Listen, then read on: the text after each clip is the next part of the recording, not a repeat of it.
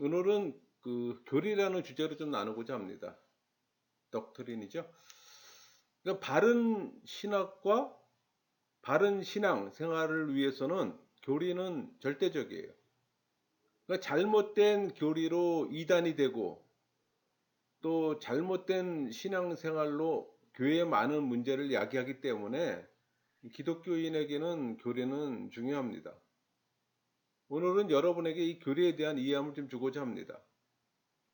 교리는 사전적 의미로는 이 가르침에 담긴 근본 원리, 뭐 또 특정 종교가 제시한 이법의 뜻을 함축합니다.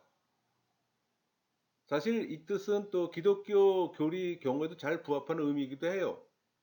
그러나 기독교 관점에서 정의하면 교리는 하나님의 특별 계신 이 성경의 가르침에 담긴 구원에 관한 근본 진리를 조직적으로 또 논리적으로 체계화한 기독교 신앙의 표준이라고 말할 수 있어요. 여기서 핵심은 구원에 적용한다는 겁니다. 구원에 한정한다는 거예요. 그러니까 구원을 벗어나는 내용은 신학의 범주에서 다뤄요. 그러니까 신학과 교리를 동일시하면 안 된다는 얘기죠.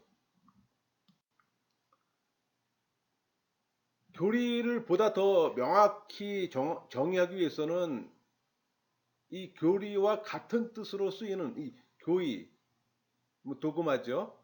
또 교회의 역사적 내지 어떤 문자적 이 개별 기록들인 신경, 우리 보통 사도신경, 신조 그걸 얘기를 하는 겁니다.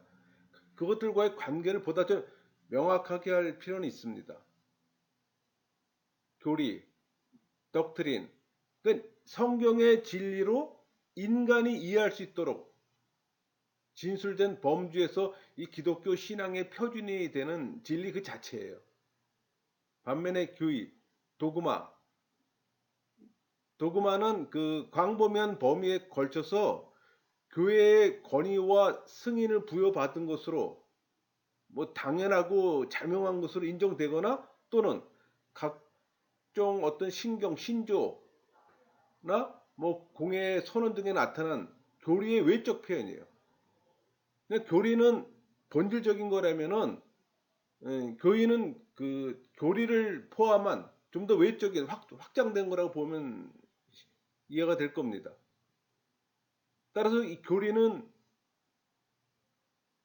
교의보다는 더 원초적이야. 그러나 이 광범위한 것으로 또 영원 불면하나 또 교의는 교리와 일치하기 위해서 수렴되는 과정에 있는 거예요. 그래서 교리는 영원 불면하나 교의는 도구마는 언제나 개정될 수가 있어요. 그러니까 교리는 개정될 수가 있는 게 아닙니다. 그 진리 그 자체예요. 그러니까 이 말은 구원 교리는 변할 수 없고 신학은 다양한 주장을 할 수 있다는 겁니다. 그래서 이 교리와 신학을 구분할 줄 알아야 하고 그걸 구분을 못하게 되면 많은 오류에 빠지게 되는 겁니다. 그래서 이 구분을 못하기 때문에 많은 부작용과 트러블이 생기는 거예요. 성경에 기록되어 있다고 다 교리가 아닙니다, 여러분. 꼭 기억하셔야 돼요. 예를 들면 제가 자주 예를 들지만은 그 11조와 동성애는 교리가 아니에요. 성경에 있지만은 그러니까 이거는 11조와 동성애는 신학의 관점에서 봐야 하는 겁니다. 근데 많은 사람들은 이 동성애나 11조나 구원이나 동일하게 보는 이 오류를 범하는 겁니다. 또 하나 신경, 크릿, 뭐 신조라고 얘기하기도 합니다. 그러니까 이거는 교회 역사상 교회 공동체가 각 시대의 요구나 수준에 따라 어떤 개별적 신앙 고백이나 선언 등을 가리키는 거예요. 어떤 교리, 교의, 신경이 좀 정리가 됐나요? 그 구분이 좀 필요합니다. 여러분, 교리와 교의를 구분하는 것은 관념적 이론이 아니에요. 이것은 기독교 진리 자체의 어떤 절대성 확보라는 이 변증학적 입장에서 볼 때 매우 또 유용하며 또 합당합니다. 그러니까 우리나라에 복음이 전해질 때 이 변증학적 과정이 없다는 게 가장 큰 비극이에요. 그러니까 잘못된 교리가 무비판적으로 유입되고 또 그 결과 맹목적인 어떤 신앙 체계를 형성했어요. 또 오랫동안 교리 교육이 이루어지지 않아 많은 문제를 또 야기하기도 합니다. 현대에 이르러 두 용어, 그러니까 교리, 독트린과 이 독트린은 주로 영어권에서 쓰는 용어예요. 반면에 교의, 도그마는 주로 도고권에서 쓰는 약간의 차이가 있습니다. 그러나 거의 혼용돼서 같이 쓰고 있어요. 뭐 대부분 경우는 별 문제는 없습니다. 다만 보다 정확한 교리의 어떤 정의 도출을 위해 교리와 교의를 구분할 필요는 있다는 거죠. 그러나 오늘은 현실 적용적 차원에서 교리란 용어로 통일할 겁니다. 여러분, 이 교리는 헬라어로 디다스코에서 유래된 거예요. 이는 주로 가르치는 행위, 그 주제 등을 또 이야기합니다.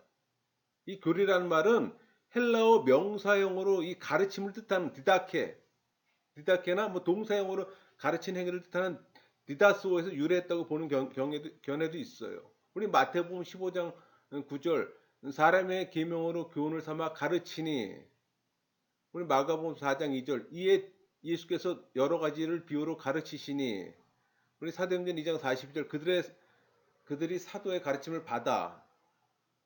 이 디다케예요. 그러니까 교의는 헬라어 도그마에서 유래한 겁니다. 그러니까 이 말은 개인적인 판단이 아니라 왕의 칙령이나 어떤 뭐 구약의 법령, 조례 등을 가르칠 때 쓰는 단어이기도 해요. 그러니까 누가복음 2장 1절 그때 가이사 아구스가 영을 내려. 사도행전 17장 7절 야손이 그들을 맞아 들였도다. 이 사람들이 다 가이사의 명을 거역하여 말하되. 이때 이 명, 이건 법령이에요. 조례, 도그마죠 이거는. 특히 가장 결정적으로는 1차 예루살렘 공회에서 이 단어가 사용됐어요. 이 단어가 신학적으로 교회란 뜻을 사용하게 된 겁니다. 그게 사도행전 16장 4절이에요. 사도와 장로들이 작정한 규례를 그들에게 주어 지키게 하니. 이 지금 누가복음의 사도행전의 이 사도행전의 규례, 이건 전부 다 도그마예요. 교의란 뜻입니다. 교의. 그러니까 아까 제가 앞전에 교리하고 교의의 어떤 약간의 구분을 뒀잖아요. 지금 여기서도 그런 구분이 되는 거예요. 그러니까는 이 마태복음, 마가복음, 사도행전의 디다케는 가르친다는 이 교리라는 개념이라면은 이 누가복음, 사도행전에 나오는 이 도그마는 법령을 얘기를 하는 거예요. 좀 차이가 있죠? 교리와 교의의 차이. 그러니까 독트린과 도그마의 차이. 여러분, 교리는 본질적으로 기독교 진리의 모든 요소들을 유기적 체계 또는 구조로 구성을 합니다. 그러니까 모든 기독교 교리의 내용이 상호 긴밀히 연결되어 있어서 또 상호 완벽한 일치를 이루어요. 예를 들면 우리 구원의 서정 보면 뭐 소명, 중생, 회심, 칭의, 양자, 성화, 견해, 영화 이렇게 서로 연결되어 있잖아요. 그 연결이 완벽한 일치를 이루고 있습니다. 따라서 이 교리를 어떤 관점에서 어떻게 체계화하는 이 문제는 각 신학자 개인이나 특정 집단의 입장을 직접적으로 반영하는 거예요. 또 이것은 진술된 이 교리의 어떤 완전성, 어떤 진정성을 또 결정짓는 하나의 관건이기도 합니다. 그러니까 상호 유기적 체계로 구성되어 있다는 거, 교리는 그런 개념을 좀 이해하셔야 되는 거예요. 여러분, 이 교리와 조직 신학 및 여타 신학의 관계. 그러니까 참고로 여기서 여타 신학이라 하면 성경 신학, 역사 신학, 실천 신학을 얘기를 하는 겁니다. 그러니까 교리를 1차 연구 대상으로 삼는 신학 분야는 조직 신학이에요. 아까 교리가 영어권에서는 doctrine, 도어권에서는 도그마로 불리우듯이 이 교리를 연구하는 학문도 영어권에서는 조직 신학이라고 얘기해요. 반면에 도고권에서는 교의학이라고 보통 얘기를 합니다. 도그마스틱이죠. 그래서 우리가 이제 신학을 하는 사람들이 이 조직 신학과 교의학 이런 말을 자꾸 번갈아 가면서 써요. 근데 이제 그게 이제 영어권과 도어권이라는 그런 구분이 있다는 것 정도는 좀 알고 있을 필요가 있어요. 그러나 명칭에 관계없이 조직 신학은 네 가지 기능과 본질을 가져요. 그게 이제 우리 통합적 기능, 비평적 기능, 변증적 기능, 적용적 기능인데, 그러니까 모든 분야의 신학의 업적을 구조적으로 집대성하는 것이 통합적 기능이에요. 그리고 또 과거 기성의 교리를 재정립 내지 보완하는 것이 비평적 기능입니다. 또 역사적 맥락 안에서 교리가 성경에 근거했음을 실증하고 또 비기독교 세계를 향해 어떤 교리의 진실성을 확증하는 것이 변육적 기능이에요. 또 각 시대의 어떤 삶의 현장을 향해 이 기독교 진리에 근거한 어떤 역사에 대한 어떤 통시적 비전을 제시하거나 뭐 특정 개인 및 집단의 어떤 신앙 노선, 이 사상에 대한 그 어떤 판단 기준의 역할을 하는 것이 적용적 기능입니다. 조금 어렵나요? 그러니까 이런 기능 정도가 있다는 것만 좀 기억하시면 될 것 같습니다. 통합적 기능, 비평적 기능, 변증적 기능, 적용적 기능. 그러니까 교리를 논하기 앞서 굳이 어떤 교리와 이를 다루는 조직 신학 및 여타 신학과의 관계를 말하는 이유가 있어요. 성경처럼 하나님의 계시 자체가 아니라 하나님의 계시에 근거한 신앙의 표준인 교리가 갖는 어떤 확고부동한 가치와 그 한계까지를 확인하기 위해서입니다. 단적으로 이 교리를 1차적으로 다룬 학문은 조직신학이라고 그랬죠. 또 조직신학은 그 1차적 대상이 모든 기독교 진리의 체계적 어떤 진술인 진리를 대상으로 합니다. 따라서 이 조직신학은 신학의 제 분야를 통합하는 소위 백과사전적 위치와 방법론을 갖고 있는 거예요. 그러므로 교리와 조직신학 또 기타 신학과 이 관계는 교리가 모든 신학적 사고의 열매요 결과인 동시에 각 시대 신학의 가장 신뢰할 만한 전제이기도 해요. 핵심이란 얘기입니다. 그러니까 본질적인 교리 자체를 바르게 알지 못하면은 조직신학이나 성경신학 올바른 해석이 안 되는 거예요, 여러분.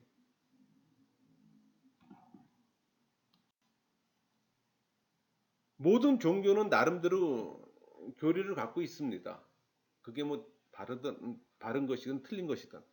그러니까 기독교에도 이 구원 진리의 체계인 기독교 교리가 있어요. 그러니까 기독교 역사상 교리서를 주장하는 교리가 반드시 필요하기 때문에 이것을 간접적으로 보여주는 겁니다. 그러나 동시에 기독교 내에서도 교리를 중요하지 않는 것으로 취급하는 목회자들이 많이 있어요.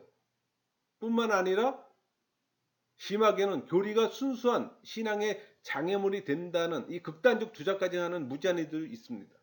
근데 여러분 이런 주장은 신앙은 이론이 아니라 실제적 삶이며 성문화된 사상이 아니라 어떤 역동적으로 살아계신 하나님과의 산 교제라고 생각하기 때문에 하는 얘기예요. 또 그들은 그리스도 생명에 동참하기만 하면 세부적으로 무엇을 믿던 그것은 중요하지 않다고 생각하는 데서 나오는 겁니다. 사실 이런 사상 때문에 이단 사상이 나오는 거예요. 대체로 이런 주장의 대부분은 바른 교리 체계를 갖고 있지 않은 어떤 교단이나 교파에서 주장하는 겁니다.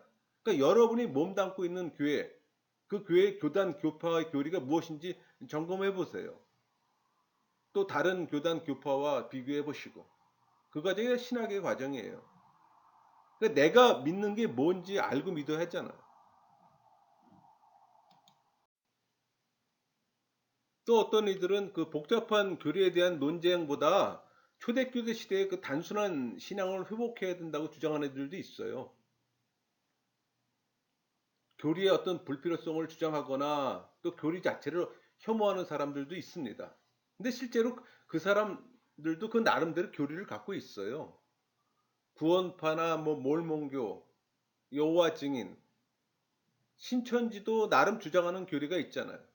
물론 말도 안 되는 황당한 주장이지만 여러분 이들이 주장하는 것을 여러분은 믿습니까? 아니면 증거를 말할 수 있어야 하잖아요. 모든 신앙에는 그들이 주장하는 신앙의 내용이 있을 수밖에 없습니다. 그리고 그것이 체계적이든 뭐 비체계적이든 단순하든 복잡하든 간에 이처럼 신앙의 내용을 진술하는 것이 교리예요.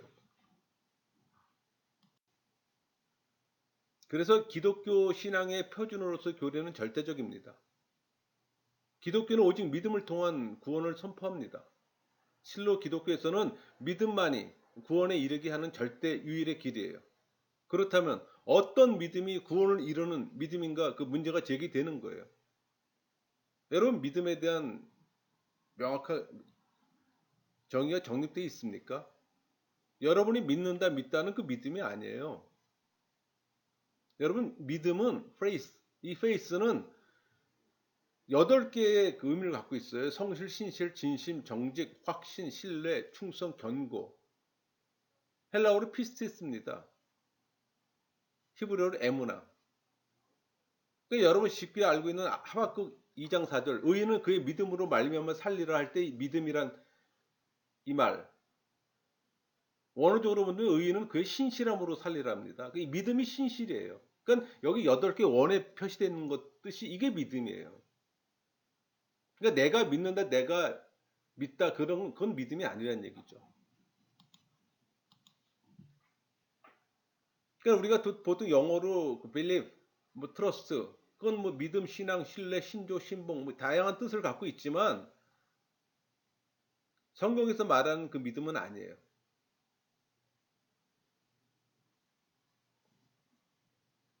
그러니까 구원을 실현시키고 또 역으로 성도 각자에게 구원을 온전히 확신시키기 위해서는 유효하고도 확고부동한 믿음의 내용을 규정해야 되잖아요.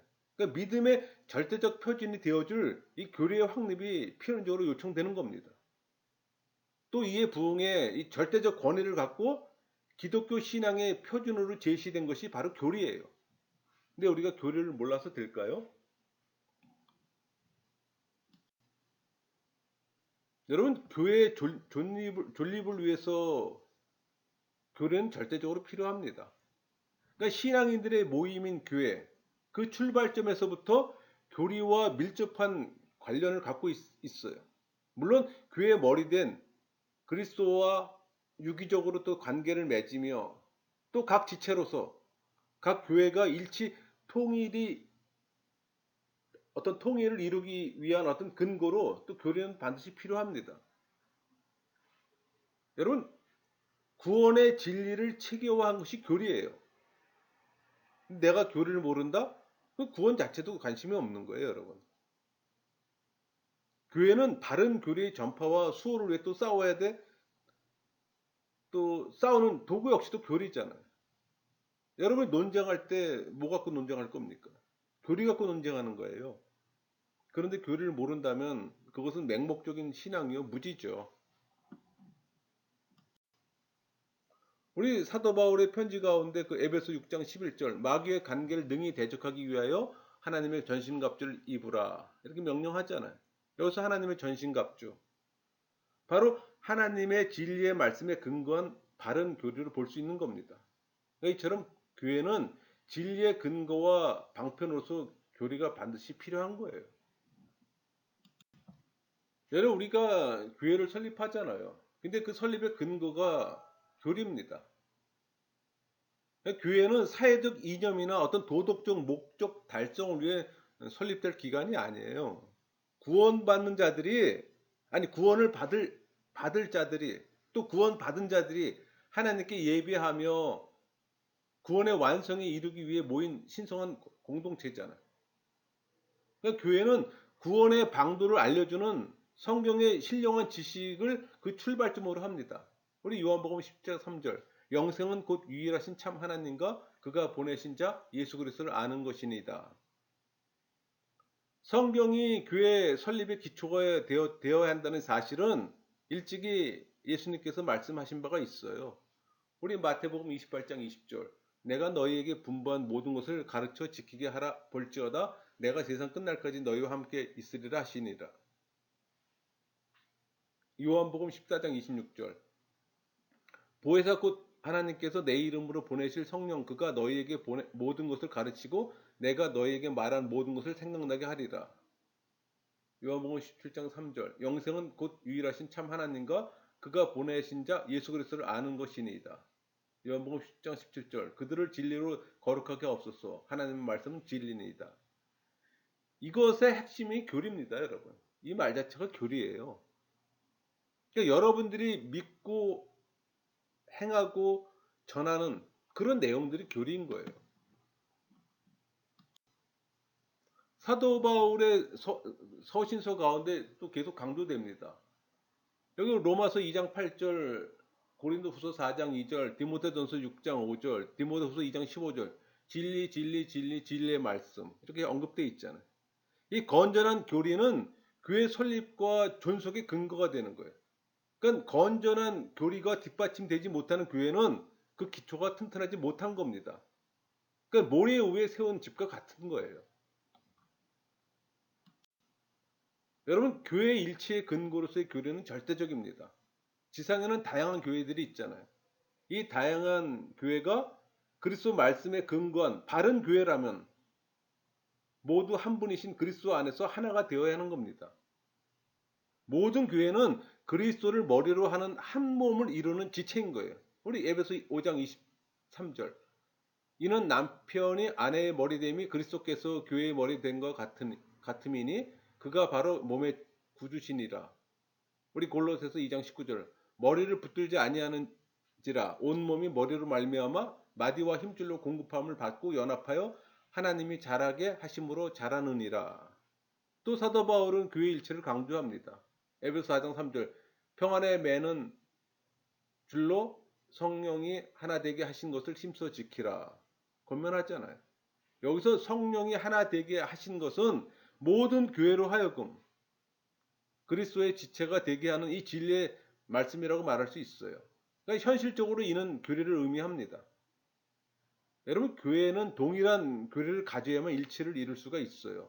만약에 교회 안에 이질적인 교리를 가진 사람이 모였다면 아마 그 교회는 혼란스러우며 결국 분쟁과 분열을 면치 못할 겁니다. 따라서 교회의 일치를 위해서도 구원의 진리를 체계적으로 정리한 교리는 반드시 필요한 겁니다. 여러분, 이 땅에 많은 교회가 왜 하나 되지 못할까요? 왜 이단과 하나 되지 못할까요? 왜 세대주의와 하나 되지 못할까요? 왜 로마 카톨릭과 하나 되지 못할까요? 왜 자유주의와 하나 되지 못할까요? 교리 때문이에요.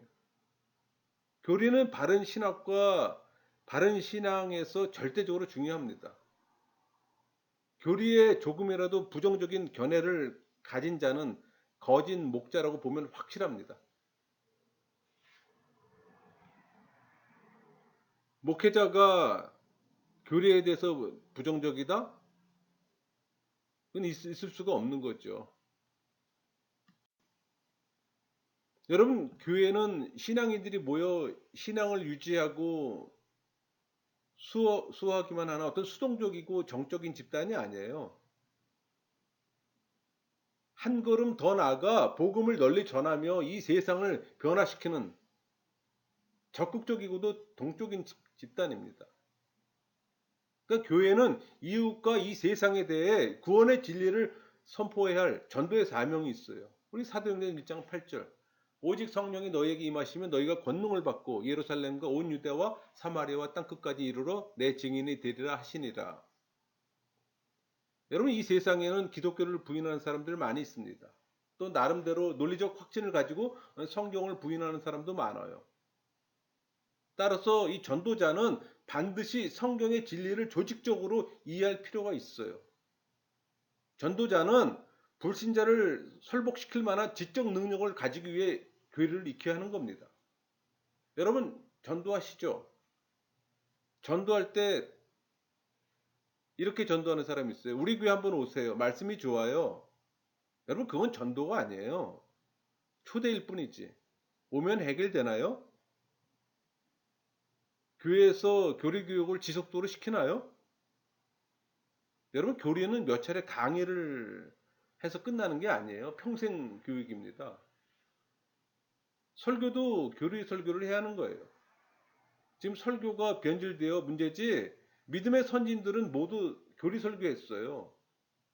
저도 대형교회에서 교회 생활했지만 교리는 새신자에게 몇 주 강의로 끝납니다. 그 후에 교리를 배울 기회가 별로 없어요.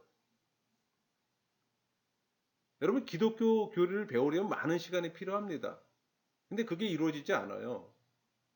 과거에는 교회 초대로 교인 수를 늘릴 수가 있었습니다. 그러나 지금은 그 결과 좋은 교인만 양산했잖아요.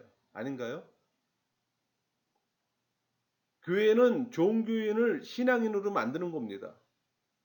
좋은 교인에서 머문다면 그것은 교회가 아니죠. 그러니까 교리의 필요성이 이 성경 자체의 어떤 증언과 역사적 사실로서 입증될 뿐 아니라 인간 본성의 탐구를 통해서도 입증됩니다. 그러니까 하나님의 형상에 따라 지음받은 인간은 이성을 가진 인격적인 존재잖아요. 이에 부응해 반드시 교리가 필요함을 입증할 수 있는 겁니다. 그러니까 인간 본성의 어떤 충족을 위한 필요성을 지금 언급해 볼게요. 여러분, 인간은 지적 본능이 있어 늘 충족하기를 갈망합니다. 인간은 본능적으로 주변 사물에 대해서 알고 싶어 해요. 건강한 심령의 소유자일수록 이런 욕구는 더 강렬해요. 신의 존재와 인생의 구원 등, 그러니까 기독교 교리가 제시하는 지식은 언제나 모든 사람의 궁극적 관심사일 수밖에 없어요. 또 인간은 자신의 어떤 사실을 충분히 알 때만 이를 가장 잘 수용합니다. 그러니까 인간의 이 구원의 진리를 체계화하는 것은 가장 근원적으로는 인간의 본능의 충족을 위한 자연 발생적 현상이에요. 저희 예를 들어보면은 제가 침묵 기도에 관심을 가질 때 많은 독서와 강의, 실행을 통해서 폭넓은 기도관을 형성할 수 있었던 겁니다. 그러니까 제 지적 본능이 그걸 충족하기를 갈망하는 거예요. 그럴 때 그게 또 채워지는 거고. 여러분, 모든 지식은 언제나 단편적으로 존재하지 않아요. 지식은 언제나 체계화되려는 그 경향을 그 안에 내재하고 있습니다. 세련된 고도의 지식일수록 그 지식의 분량과 질뿐만 아니라 체계성이 우수해요. 그러니까 이런 지식의 체계성을 하나님에 대한 진리에도 그대로 적용됩니다. 따라서 인간은 이 성경을 통해 구원의 진리를 파악하게 되면 이를 자신이 이미 알고 있던 어떤 기존 지식 체계 속에 편입시켜요. 그리고 이런 작업에 있어서 어떤 부조화나 혼란이 생기면 이미 파악한 정보를 다시 조사하거나 또 새로운 정보를 다시 검토해서 조화와 통일성을 또 시도하는 겁니다. 근데 이런 조직적 지식이 있을 때만 다른 지식의 옳고 그름을 바로 파악할 수가 있는 거예요. 만약 그런 과정이 없다면 편협한 지식으로, 왜곡된 지식으로 많은 문제를 야기할 수가 있는 겁니다. 성경 진리의 어떤 체계적 진술인 교리는 인간의 조직적 본능과 조화, 동시에 어떤 지식의 체계성의 실현이라는 측면에서 특히 이 구원에 대한 이 잘못된 지식을 검색합니다. 또 이를 바로 잡을 수 있는 효과적 기능을 또 가졌어요. 제 예를 들어볼까요? 제가 선교단체에서 생활할 때 잘못 알았던 그 성령론을 신학을 하고 바른 교리를 장착하면서 바로 잡을 수가 있었던 겁니다. 많은 시간이 걸렸죠. 오랜 동안 잘못 알고 있었던 그것들을 바로 잡는 데까지는 많은 시간이 걸렸던 겁니다. 여러분, 진리의 말씀인 이 성경은 유기적이면서도 또 통일성을 지닙니다. 인간의 인격도 마찬가지예요. 유기적이면서도 동시에 또 통일성을 지녀요. 그럼에도 불구하고 이 교회사를 볼 때 한 집단이 기독교 진리 중 특정 내용만을 강조해 다른 부분의 중요성을 약화시키는 경우가 많았어요. 여러분, 개인적으로도 지성적 성향이 있는 사람 있는가 하면 또 감정적 성향이 있는 사람이 있잖아요. 근데 이런 편협함은 성경의 진리를 체계적으로 이해하지 못하거나 기독교 신앙을 온전히 성숙시키지 못하기 때문입니다. 따라서 하나님의 형상대로 창조돼 인격적 이 통일성을 지닌 인간이 이 편협함을 탈피해야 되는 거예요. 그래서 균형 잡힌 신앙을 갖기 위해서는 구원의 진리를 체계적으로 정리한 교리에 대한 관심이 필연적인 겁니다. 특히 이 구원의 문제는 조직 신학적 범주에서 더 깊이 이 교리 문제를 연구할 때 바르게 형성돼요. 여러분 신학은 신학일 뿐이에요. 교리와 조직 신학과 여타 신학, 제가 아까 서두에도 얘기했잖아요. 분명한 구분이 있어야 되는 겁니다. 지금 제가 이 구원의 서정을 표로 띄워놨지만 서로 유기적이며 동시에 또 통일성을 지니잖아요. 그게 교리의 특징이기도 해요. 여러분 2000년 기독교 교회 역사는 교리의 역사입니다. 이런 사실은 교리가 그 어떠한 시대에도 불필요하게 취급된 적이 단 한 번도 없음을 잘 보여줍니다. 여러분 교리는 교회의 어떤 절실한 필요성에 의해 생겨나고 유지 발전되어 왔던 겁니다. 이러한 어떤 역사적 근거와 현재 신앙생활의 바른 유지를 위해서 교리가 절대적이라는 겁니다. 여러분의 믿는 핵심이 교리인 거예요. 인류 최초의 거주지인 에덴 동산, 그 에덴 동산에서 하나님 말씀을 변경해 하와를 유혹했으며 또 선악과를 따먹했던 사단. 우리 그 창세기 3장 1절하고 5절 볼까요? 그런데 뱀은 여호와 하나님이 지으신 들짐승 중에 가장 강교하니라. 뱀이 여자에게 물어 이르되 하나님이 참으로 너희에게 동산 모든 나무의 열매를 먹지 말라 하시더냐? 너희가 그것을 먹는 날에는 너희 눈이 밝아져 하나님과 같이 되어 선악을 알 줄 하나님이 아심이니라. 여러분 기독교 역사 가운데서 계속적으로 이 진리의 말씀인 성경을 잘못 해석하게 해 교회를 혼란에 빠뜨렸어요. 그게 사단의 역할이에요. 그러니까 기독교 역사 가운데 이 성경에 인간의 그릇된 사상을 가미해서 다른 복음, 왜곡된 복음이죠. 이걸 유포해서 사람들을 미혹한 사례가 많았었어요. 우리가 흔히 다른 복음 할 때는 뭐 왜곡된 복음, 거짓 복음을 의미합니다. 여러분 이 다른 복음, 왜곡된 복음, 우리 갈라디아에서 잘 언급되어 있잖아요.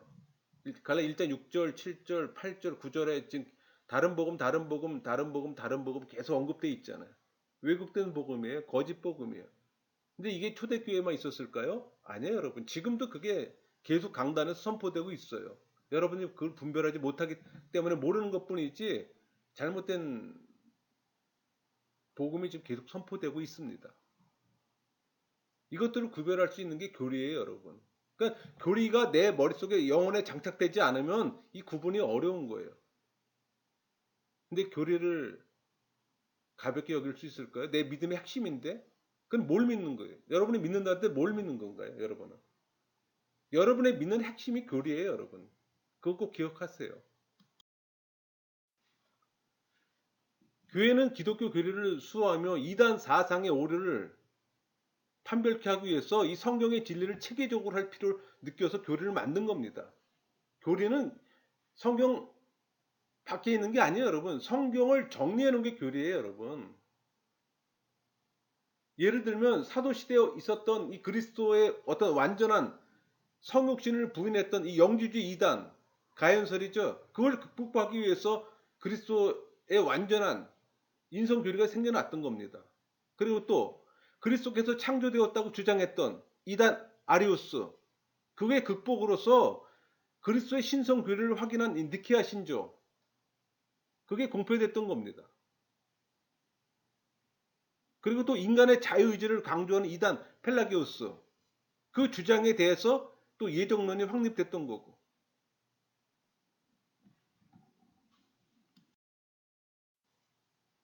성육신하신 그리스도 안에 신격과 인격이란 두 개의 격이 있다는 이단, 이 네스토리우스, 그들 주장을 극복하기 위해서 그리스도의 인격의 단일성이 확립됐던 거예요. 뭐 그 밖에도 기독교 역사 가운데 에비온파, 뭐 마르기온파, 몬타니우스주의, 무수히 많은 이단 사상들이 계속 있어 왔습니다. 그리고 후대에 일어난 종교개혁, 또 종교개혁자들의 어떤 저술 작업도 이 카톨릭의 잘못된 사상을 지적하고 또 건전한 교리를 널리 전하기 위함이었어요. 여러분, 기독교 교리는 이단 사상을 극복하는 과정 중에 만들어졌던 겁니다. 또 이단을 색출해내기 위해서 또 이단으로부터 교회를 지키는 데 반드시 필요한 겁니다. 그런데 교리를 무시하고 멀리한다면 바른 신학과 바른 신앙을 포기하는 거죠. 자기가 믿는 것이 무엇인지도 모르고 믿는 맹신이 있죠. 무지죠, 여러분. 여러분은 왜 신천지를 거부합니까? 잘못된 교리를 갖고 있기 때문에 정통교에서는 거부하는 거예요. 근데 뭐가 잘못된지 알아야 될 거 아니에요. 그냥 무조건 방어막만 치면 되는 겁니까? 그렇지 않잖아요. 우리가 바르게 알아야지만 그들이 주장하는 것이 무엇이 잘못된가를 알 수가 있는 거잖아. 또 내가 믿는 것이 뭔지 바르게 알아야 되는 거고. 내가 믿는 게 맞는지 틀린지도 모르고서 무조건 신천지라고 방어막을 치는 건 또 잘못된 거죠, 그것도. 내가 믿는 것이 명확해야 되잖아요. 여러분이 신천지를 거부하면서도 실제 여러분이 알고 있는 게 신천지 같은 이단 사상이라면 어떻게 되는 거죠? 안 되잖아요, 그거는. 여러분, 역사적으로 볼 때 교리는 교회 구성원의 어떤 신앙 성숙을 도모하는 데 큰 기여를 했습니다. 그러니까 초대교회 시대부터 오늘에 이르기까지 교회 구성원이 된 사람으로 하여금 이전에 가졌던 사고 체계와 다른 어떤 기독교적 사고를 적용시키기 위해서는 교리 학습이 필수적이에요. 세상 속에 살던 사람이 교회 안에 들어왔을 때 교회 안에서 기독교적 사고 체계를 집어넣어야 되잖아요. 그게 교리예요, 여러분. 따라서 교회의 이 정식 구성원으로 받아들이는 이 세례 의식에 앞서 교회는 기독교 교리에 대한 교육을 시행했던 겁니다. 형식적인 과정이 아니라 가장 중요한 효과적인 과정이 되어야 되는 겁니다. 여러분, 성경 가운데도 교리 학습의 전형은 많이 언급되어 있어요. 출애굽기나 여호수아, 히브리서. 하나 볼까요? 언약서를 가져다가 백성들에게 낭독하여 듣게 하니 그들이 이르되 여호와의 모든 말씀을 우리가 준행하리이다. 준행할 때 뭔가 기준이 있어야 되잖아요. 그러므로 이제는 여호와를 경외하며 온전함과 진실함으로 그를 섬기라. 너희의 조상들이 강 저쪽과 애굽에 섬기던 신들을 치워버리고 여호와만 섬기라. 이방의 우상 숭배하던 자들이 교회 안에 들어왔을 때 우상 숭배와 다른 뭐가 있어야 되잖아요. 그게 교리예요, 여러분. 여러분, 기독교 역사 가운데도 이 알렉산드리아 교리문답학교 출신인 클레멘트, 또 교리 강의서를 쓴 암브리시우스, 초신자를 위한 교리 강연한 어거스틴, 다양한 사람들의 예를 찾아볼 수가 있습니다. 그러니까 기독교 역사는 교리의 역사라고 보시면 되는 거예요. 근데 교리를 등한시한다? 교리가 신앙의 장애가 된다? 무지한 소리죠, 그거는. 여러분, 종교 개혁 시대에 이르면 교리 문답 교육은 더 발전합니다. 이거는 로마 카톨릭과 다르게 이 프로테스탄트에서는 일반 신자들 모두에게도 각각 신앙에 대한 어떤 개인적 이해와 확신을 갖는 것이 필수로 보았기 때문에 교리 교육을 시켰던 거예요. 이 프로테스탄트, 이 시대 변천에 따라 많은 교리 문답서와 신앙 고백서가 만들어지고 널리 이용됐어요. 이처럼 역사적 측면에서도 성도들의 신앙 성숙을 위해 교리는 유용하게 사용되었음을 알 수가 있는 겁니다. 정리할게요. 여러분, 구원의 진리의 이 근원인 성경을 바르게 이해하기 위해서도 건전한 교리가 반드시 필요합니다. 그러니까 성경 전체는 상호 유기적인 내용을 담고 있기 때문에 특별한 말씀 구절만을 확대, 축소, 해석해서는 안 되는 거예요. 그러니까 다른 말씀 구절과 상호 관련성을 연구하고 그 후에 또 성경 전체의 어떤 맥락을 맞춰 이해해야 되는 거예요. 많은 이들이 한 단어, 한 구절을 확대 해석하는 우를 범합니다. 특히 이단들이 하는 행위죠. 그러니까 이를 위해 성경을 통시적이며 조직적으로 연구할 필요가 있어요. 또 그 기본은 교리고. 그러니까 기독교 역사를 살펴보더라도 뭐 종교개혁가 칼빈은 교리서로 불의 명작인 기독교 강요를 저술했잖아요. 또 이어서 성경 주석을 또 썼고. 그러니까 종교개혁가 말랑이톤 또 성경 번역과 주석 작업과 더불어 성경 독자를 위해서 교리서 신학 통일을 또 저술했어요. 왜 저술했을까요? 그만큼 필요했던 겁니다. 중요했던 겁니다. 이처럼 체계적이고 이 통시적인 성경 이해를 위해서는 중요한 교리의 파악이 필수적인 겁니다. 또 성경의 통시적 이해 결과 건전한 교리가 또 확립된다는 것이 또 역사적으로 입증되었고, 그러니까 여러분이 교리의 필요성과 중요성을 인식했다면 교리 연구는 지속적으로 이루어져야 합니다. 여러분이 유튜브에서 많은 설교 듣죠? 설교를 듣더라도 주제 설교 들으세요. 뭐 도덕적 설교나 윤리적 설교 이런 거 피하시고 교리 설교에 집중하세요. 여러분 설교는 인문학 강의가 아님을 여러분 꼭 기억하세요. 근데 많은 강단에서 설교를 빙자해 인문학 강의 수준으로 지금 말씀이 선포되고 있어요. 그래서 많은 교회가 종교인을 신앙인으로 만들지 못하고 있는 겁니다.